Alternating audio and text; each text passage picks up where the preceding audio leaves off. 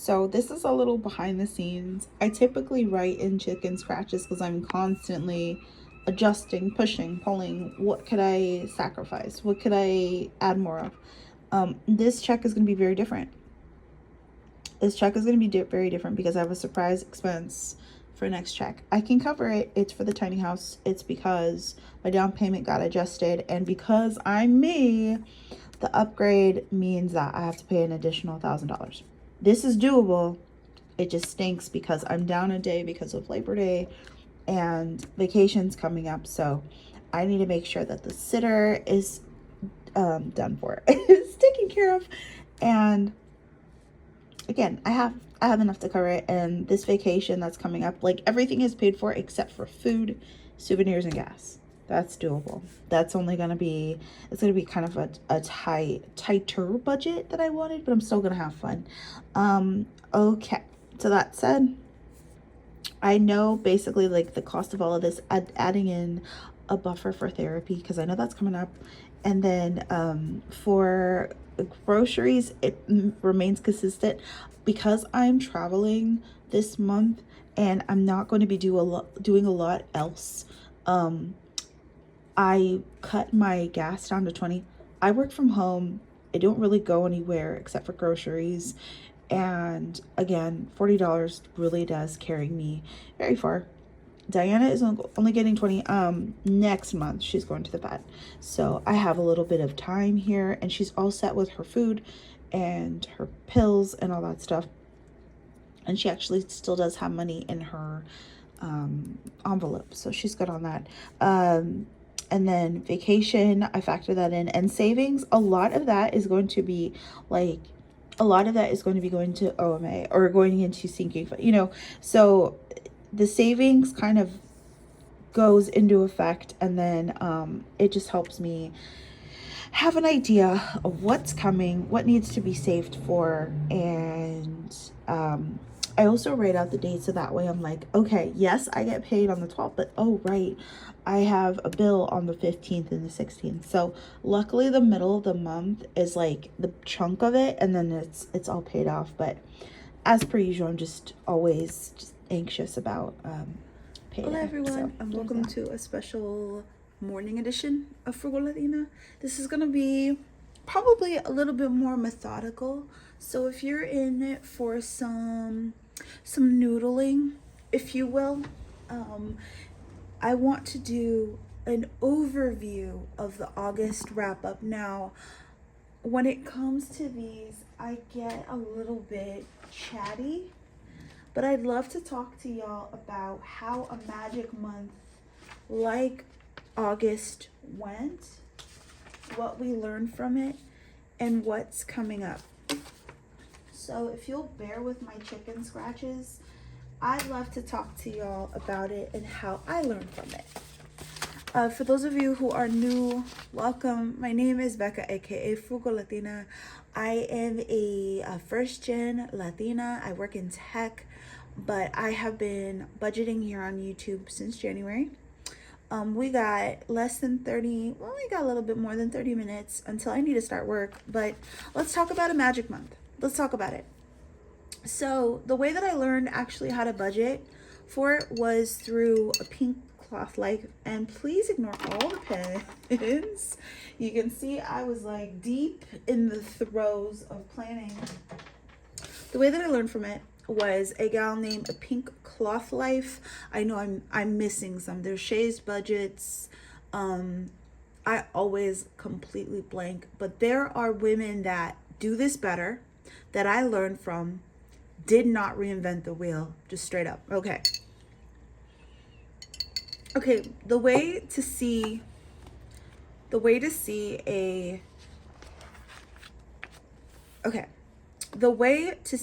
a magic month is that you have to treat it as you would a normal like month and a half. So for example, I don't see that extra paycheck as like an extra paycheck. I just see that extra paycheck like at the end of the month as the first paycheck of the next month.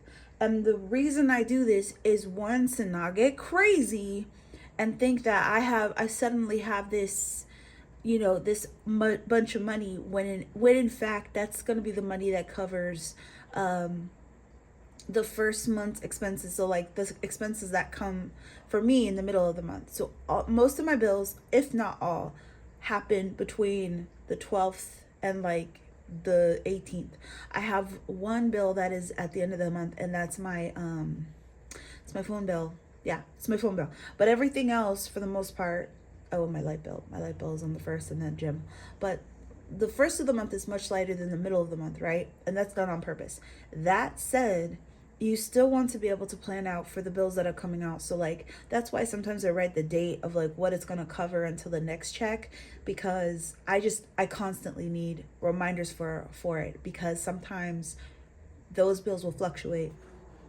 Okay, so how I budgeted out. I don't do the half of a bill thing. I don't do the half of a rent thing.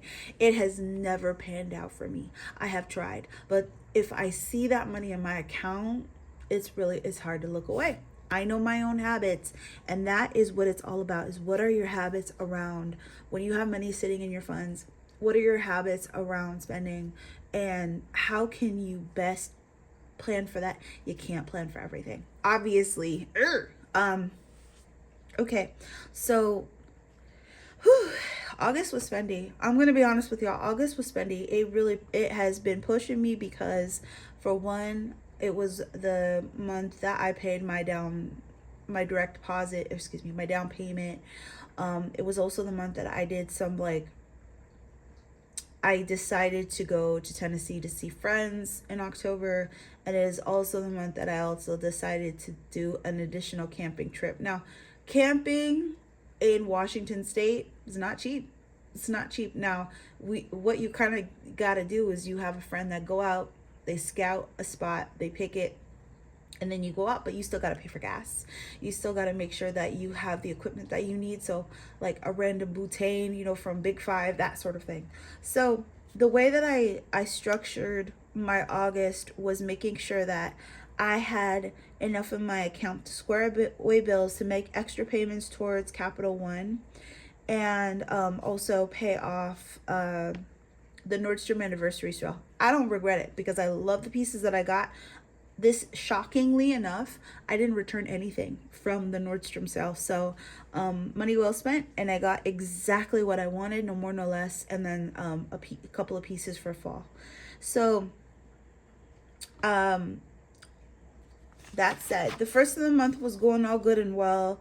The second paycheck of the month was doing all good and well, because one thing that I'm noticing within my own growth is not only can I pay rent, but I can also pay an additional bill on top of that. So student loan is actually $280, not $268.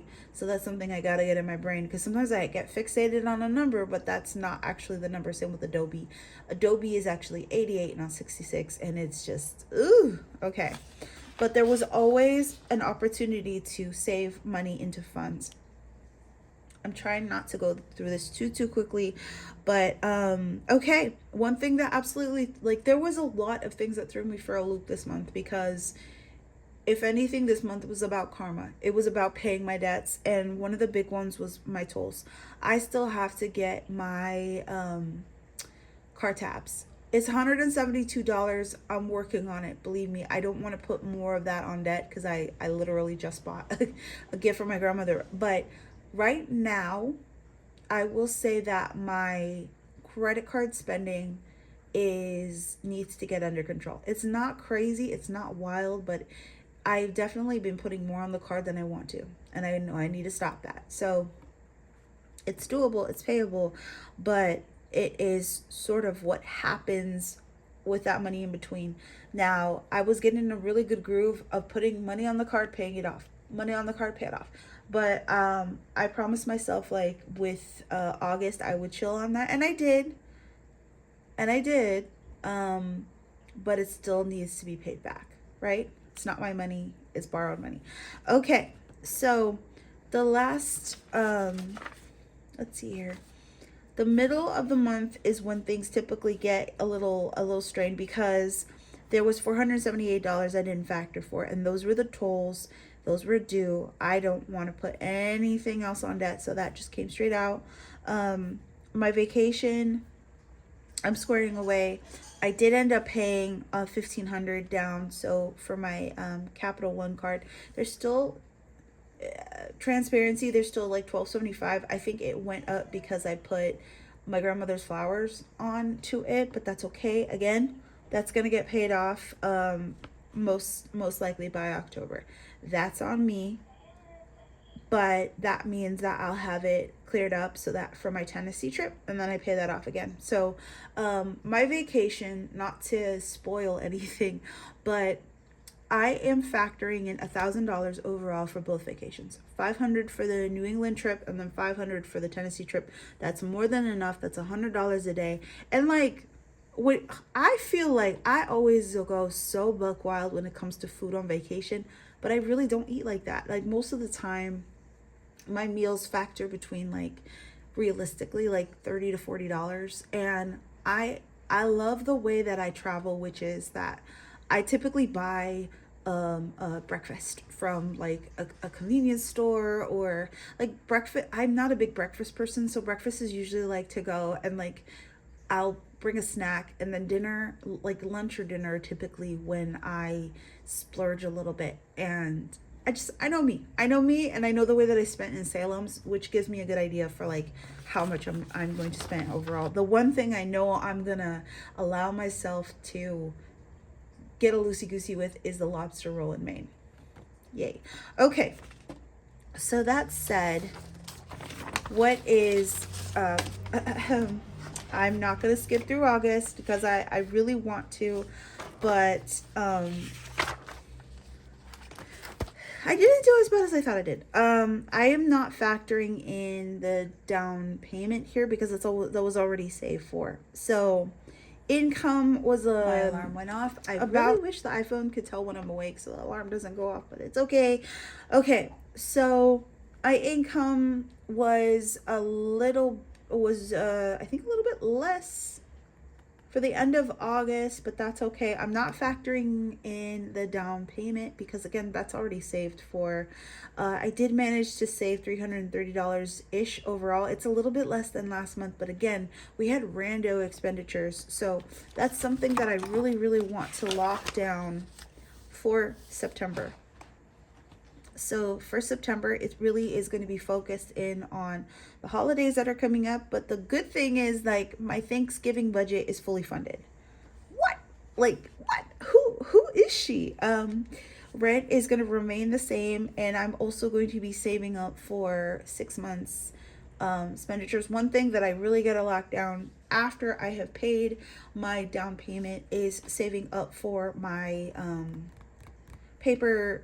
It's not closing costs technically, but like I have documentation I need to pay for, of course. So that's gonna be $3K, which again, 2 payments of $1,500, like saved up on my own. It's there, but I'm saving. I even created, to make it fun, I created like a new little temperature thing here. So I already have money saved up, but you know, I really want to lock this down because like I have a lot of things I am saving for right now. But what's going to be a priority, even if it makes it a little boring for a little bit of time, my priority for September is going to be vacation, obviously. It's going to be paying off debt, and it's going to be saving money for my documentation, because like so long my credit score actually went up. I do still technically have debt on my Capital One card, but it can easily be done away with. I'm still making payments on it, and you know, so long as like the company sees I'm making payments, I'll be okay. But it's gonna go away by mid-October. So that said, I want to get my emergency fund back up to 1K. I used some of it to pay off. What did I use it to pay off? I used it to pay off some Capital One debt. No regrets there. It needs to be built back up though, because that's just what emergency does, is it helps you out when it needs to. And I also got like a random ear infection in August. So luckily that was like, I'm insured, thank God, but that was still $40. Like, again, an expense I didn't plan for.